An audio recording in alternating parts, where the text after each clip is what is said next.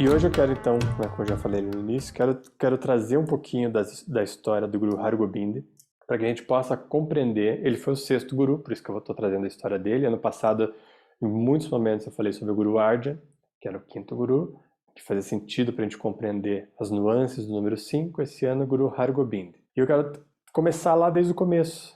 Eu acho que no caso do surgimento da vida dele, é interessante a gente também dar um passo para trás e falar como é que foi o momento onde ele nasceu.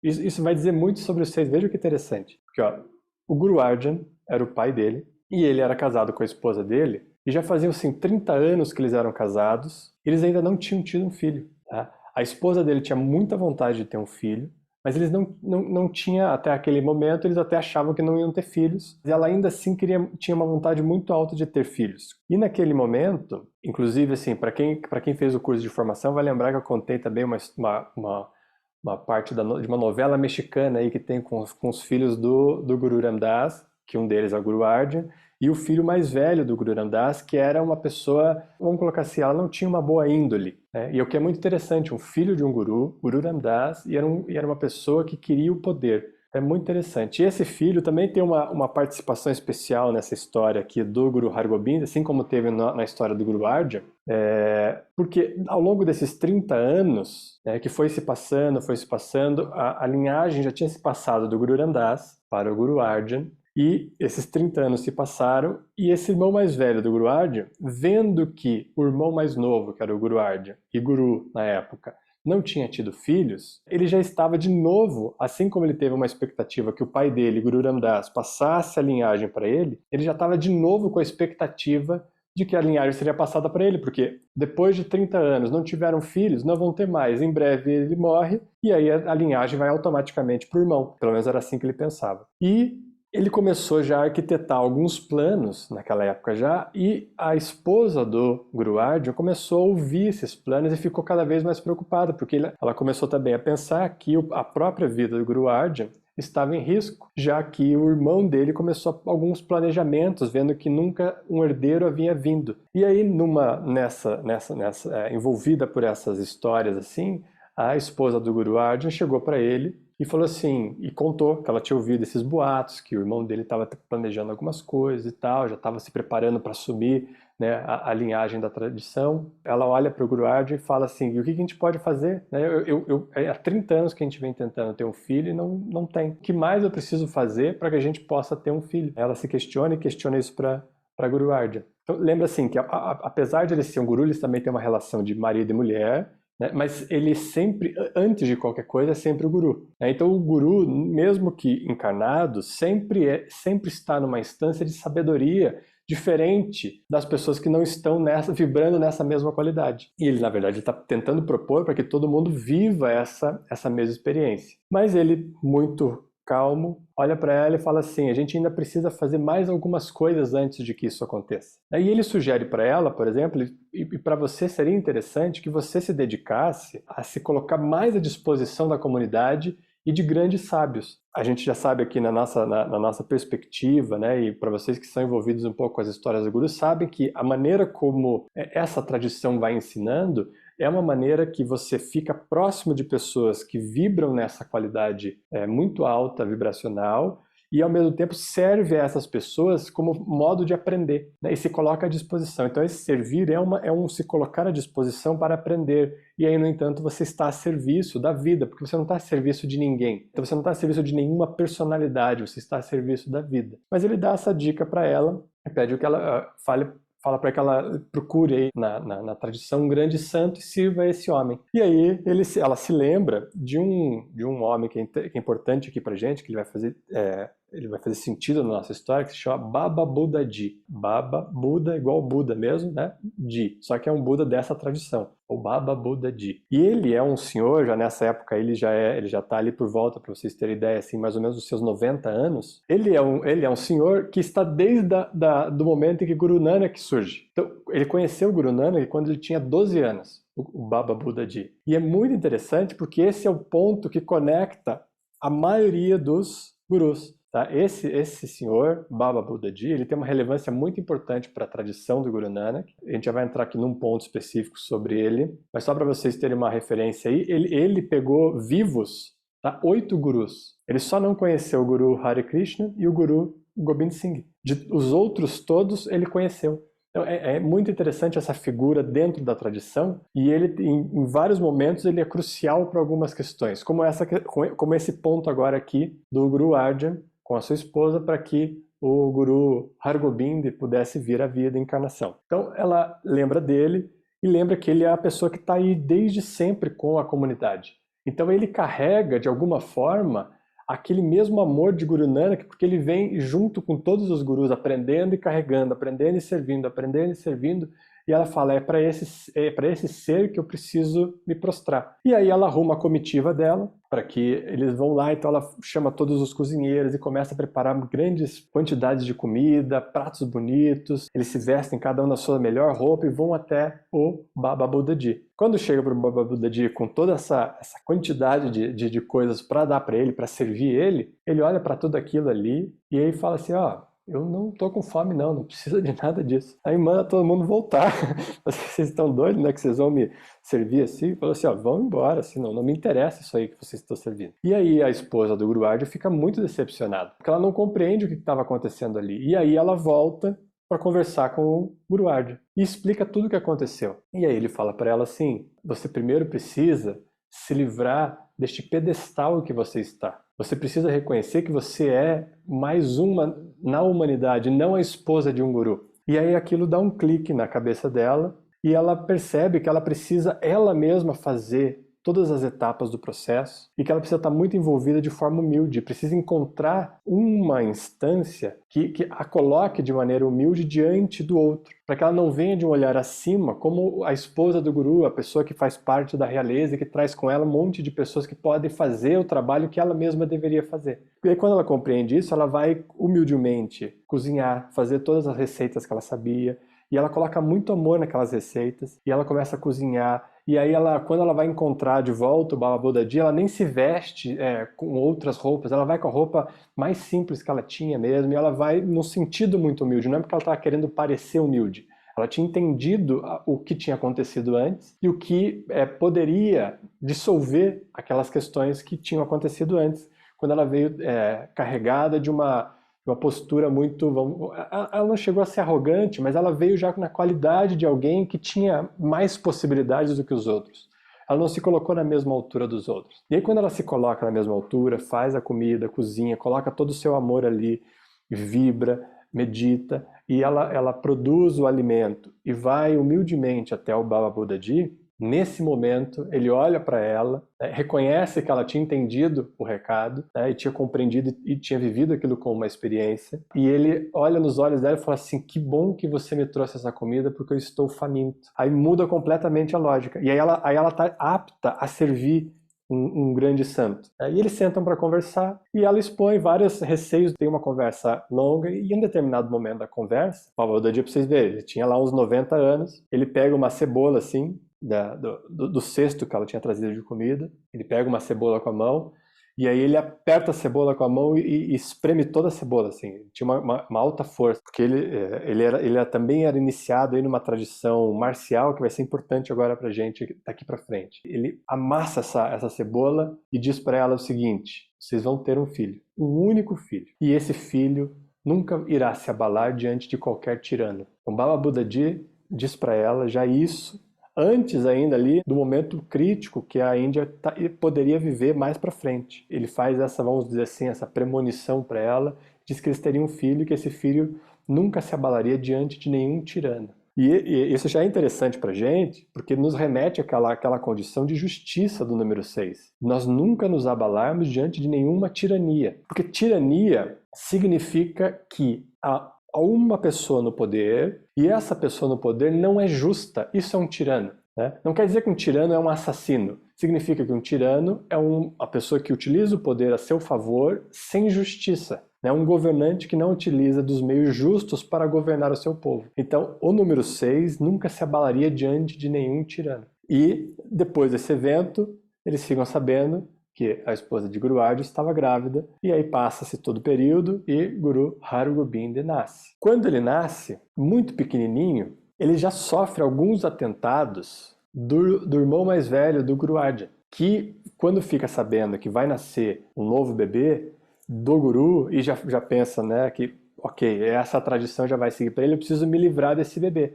Então ele arma algumas, mais especificamente 3 situações, onde ele tenta envenenar o Guru Hargobind ainda muito pequenininho, sem ser Guru ainda. O Guru Hargobind nessa época não era o Guru, mas ele já era o 6º ser vindo a aflorar, a desabrochar como uma flor que nasce. E ele, lá pelo volta ali dos 2 ou 3 anos, mais ou menos, ele já tenta envenenar o Guru Hargobind colocando veneno no leite que ele ia beber. Mas como o 6 representa a intuição, e é uma intuição que não precisa pensar, já nessa primeira ocasião, por alguma razão, o Guru Hargobind não toma o leite que estava envenenado. E esse é um ponto que eu quero colocar aqui. A intuição não funciona através do aspecto cognitivo. Você não fica querendo ter intuição. A sua intuição pode estar funcionando e você nem está se dando conta de quantas questões você está se livrando, porque a sua intuição está te direcionando para cá, para cá, para cá, para cá, para cá, para cá, e você está seguindo aquilo que é falado para você, né? Via intuição. Não a sua mente falando para você. E já nesse momento, a intuição dele não permite que ele tome o leite envenenado. Isso depois vai acontecer de novo com um outro tipo de alimento, que ele também não come aquele tipo de alimento. E numa outra possibilidade ainda, ele contrata um daqueles encantadores de cobras para que ele encante uma cobra e pique o Guru Hargobind. Então tem uma cena que é descrita aí nos livros, onde tem esse encantador de cobra que foi contratado pelo irmão mais velho do Guru Ramdas, do Guru Arjan, né, o filho mais velho do Guru Ramdas, e conta-se que a cobra vem vindo em direção ao Guru Hargobind. O Guru Hargobind também era muito pequeno, devia uns 4 para 5 anos nessa época. Ele está sentado em Kirtan, então as pessoas estão cantando, entoando Shabbat, e essa cobra vem em direção a ele, e ele está de olhos fechados, e quando essa cobra vai para picar ele pega a cobra com a mão antes que ela pique ele. Pequenininho assim. Então, aí já mostra pra gente, começa a dar algumas referências do que seria essa possibilidade da intuição vigorando. E como a gente não precisa se preocupar, mesmo de olhos fechados, você não precisa ficar pensando em se defender, porque haveria um estímulo que está garantindo que a coisa aconteça. E nisso, Guru Hargobind vai crescendo, vai se desenvolvendo, e o Baba Buddha Ji, que estava lá desde a época de Guru Nanak, aí é muito interessante porque Guru Nanak era um tipo de mestre que ele ficava testando as pessoas. Ele fez todas as pessoas que seguiam ele ao longo do tempo em que ele estava encarnado, ele fez muitos testes com as pessoas que seguiram ele. O Guru Angad foi, digamos assim, a pessoa que mais passou nos testes, vamos colocar assim, que recebe depois a corrente da tradição. Mas Baba Buddha Ji também estava nessa época e também era testado por Guru Nanak. Só que na cabeça de Baba Buddha Ji, ele falhava toda vez que Guru Nanak testava ele. Então toda vez que o Guru Nanak propunha um desafio para Baba Buddha Ji, o Baba Buddha Ji não conseguia realizar, ele pensava que ele estava falhando. E na verdade o que estava acontecendo naquele momento com o Baba Buddha Ji é que ele estava sendo treinado. E depois de algum tempo de treinamento, dessa prática de treinamento com o Baba Buddha Ji, Guru Nanak passa para ele uma tradição marcial que naquela época não vigorava publicamente. É uma tradição marcial chamada Shastra Vidya, que depois vai virar, que talvez vocês conheçam aí mais modernamente, como o Gatka. Mas é uma versão precedente do Gatka, porque o Gatka, que é aquela arte marcial vocês veem talvez os Sikhs fazendo, ela ficou muito no âmbito da exibição, porque quando a Inglaterra invade a Índia, muitas coisas da tradição da Índia passam a ser exibição para os ingleses. E aí eles têm uma arte marcial que vira uma exibição, que é mais um jogo de danças ali do que ocorre. Ao contrário dessa arte, que era uma arte de fato para sobrevivência, para que você garantisse a justiça. Então chama-se Shastra Vidya. E Guru Nanak passa essa tradição para Baba Buddha Ji. E Baba Buddha Ji passa essa tradição depois para Guru Hargobind. Se vocês lembrarem, algumas aulas atrás aí, acho que foi isso que eu comentei do Guru Hargobind. Teve um determinado momento na vida do Guru Hargobind que o pai dele, Guru Arjan, chega para ele e diz o seguinte: chegou o momento dos santos empunharem espadas. Lembra que o Guru Arjan disse isso para o Guru Hargobind. E ao dizer isso, ele está dando um comando para que Baba Buddha Ji transmita para ele a linhagem marcial que estava dentro da tradição e agora ia precisar ter uma utilização mais ampla. Então, Guru Hargobind é iniciado nessa tradição marcial e que nós vemos falando aqui muito do guerreiro, do 6 que representa o guerreiro. E que o Guru Hargobind, ao exemplificar o que é esse guerreiro, ele utiliza 2 espadas juntas, Miri e Piri. São 2 espadas, uma que diz sobre o aspecto material e a outra que diz sobre o aspecto espiritual. Então você nunca se esquece desse jogo de polaridades que é a sua atuação na vida cotidiana, mas a partir do pulso da alma, a sabedoria dos santos, mas que consegue se colocar diante da vida de forma clara, objetiva e a não se abalar com a injustiça que vem para tomar o espaço. O que é não se abalar diante da tirania com uma espada na mão? Significa que você vai avançar para atacar o outro? Não. Como o Ivan colocou, significa que você vai se posicionar, a sua posição está clara com a espada na mão. E você está avisando para o outro que se ele avançar, a espada vai permanecer parada. Então, o avanço do outro é que faz com que o outro mesmo se machuque. A sua espada está simplesmente mostrando uma postura clara diante da vida, que é a postura que está a favor da vida ou a favor da justiça. Isso é o número 6. Esse é a favor da justiça, a favor da vida. E se coloca de modo a não se abalar com nenhuma tirania. Em um determinado momento também, Guru Arjan fala para o Guru Hargobind, nunca mostre os milagres e simplesmente permaneça sentado sobre o trono da sabedoria e não se abale com nenhum tirano. O que ele está dizendo aí? Para você também não ficar... Porque o Guru Hargobind era um grande mestre de arte marcial. Então ele não precisava ficar se exibindo os seus milagres para mostrar para os outros o que ele era. Ele simplesmente precisaria ficar sentado sobre o trono da sabedoria. E isso é o 6, é o grande trono da sabedoria em que a gente pode se assentar, porque se conecta diretamente com o coração, que é o nosso trono. E hoje, por exemplo, nós vamos fazer um Kriya, que no fim desse Kriya nós vamos utilizar um Shabad específico, chama-se Narayan Shabad. E esse Narayan Shabad, ele foi entoado por Guru Arjan, depois de ele ter sofrido muito sendo torturado. Veja que interessante, o número 5. Depois de um grande processo de tortura, que a gente pode pensar esse grande processo de tortura como uma possibilidade de purificação, né? Nós já falamos do Vishuddha Chakra ser traduzido como purificação. Então, um grande período de purificação que ele passou e que ele adquire a maestria do seu próprio sistema nervoso. Nós já falamos sobre do Rig Veda, também essa conexão da intuição com o sistema nervoso, a sabedoria, a maestria do sistema nervoso. Então, o Guru Arjan adquire a maestria do sistema nervoso por ser torturado com um elemento que é muito importante aqui, o fogo. Então, ele era torturado com o fogo, amplia essa possibilidade de a gente olhar para esse evento como uma possibilidade de purificação. A gente sabe que o que queima karma é o fogo, esse calor que sobe, que pode eliminar os karmas. Ele passa por um último processo, então, encarnado, de purificação, e quando ele sai desse processo, ele entoa esse Shabad Narayan, e ele se transforma, ou ele se transmite completamente para Guru Hargobind. Isso é muito interessante. Tá? Então, quando esse Shabad é entoado, há uma transmissão, porque há uma maestria do 5, e o 5 se torna 6.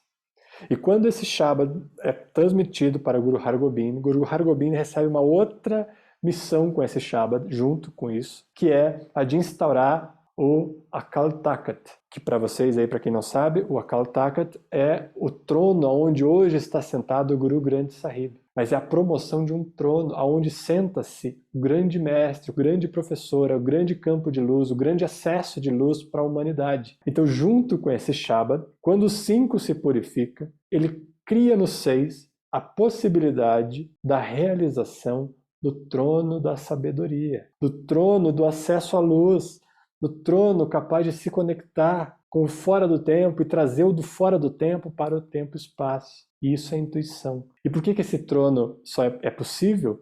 Porque esse trono se conecta com o 4. Então, quando há essa trajetória do 1, 2, 3, 4, 5 e a maestria de cada uma dessas essências e que vai se transmitindo para outra, né? E é muito interessante a gente pensar nos números, como quando a maestria de uma essência é atingida, né? Vamos colocar assim, quando o 2 atinge a sua maestria, ele precisa resgatar a unidade para avançar. Quando o 3 atinge a sua maestria, ele precisa resgatar a unidade para avançar. E assim por diante. E é interessante a gente pensar nesse contexto da subida sempre com o suporte da unidade, sempre com o suporte do 1.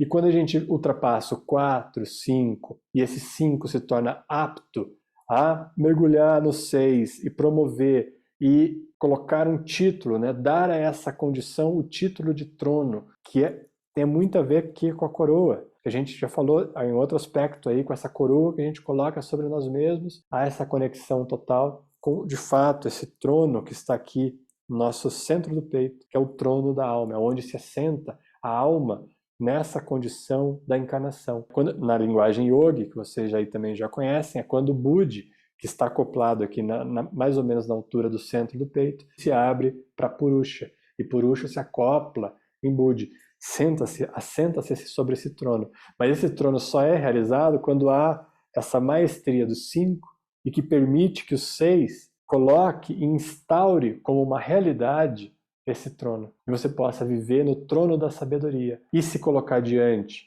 de qualquer tirano. E o que quer dizer isso? Se colocar diante da vida, diante de qualquer injustiça, de modo a sua postura estar muito clara a partir do que é justo, a partir da realidade, porque a realidade é sempre justa. Né?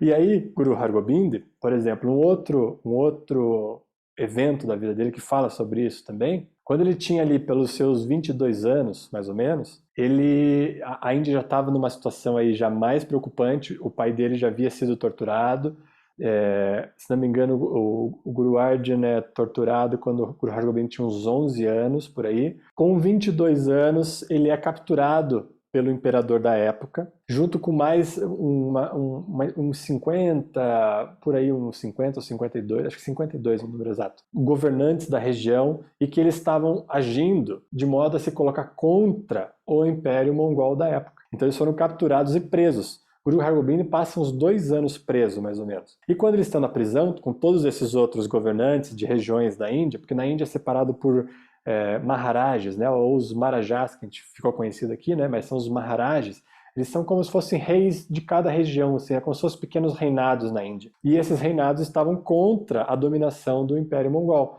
não estavam se rendendo à dominação do Império Mongol, então eles foram capturados e presos. Quando eles estavam presos, Guru Hargobind começou a virar um símbolo a ser seguido dentro da prisão, porque a presença dele só já era luminosa. E ele era uma pessoa que não se abalava com nada. Ele não ficava abalado emocionalmente com os processos que aconteciam dentro da prisão. Então ele começava a demonstrar uma certa calma diante das questões e as pessoas começavam a se inspirar nele. E ele vivia meditando, ele passava muito tempo meditando. Né? E as pessoas começaram a meditar com ele. Então ele começou vamos colocar assim, a dar aulas de meditação dentro da prisão onde ele estava. E com isso ele foi fortalecendo todo um grupo dentro da cadeia, inclusive os carcereiros. Os carcereiros começaram a ser impactados e começaram a ver nele um grande guia.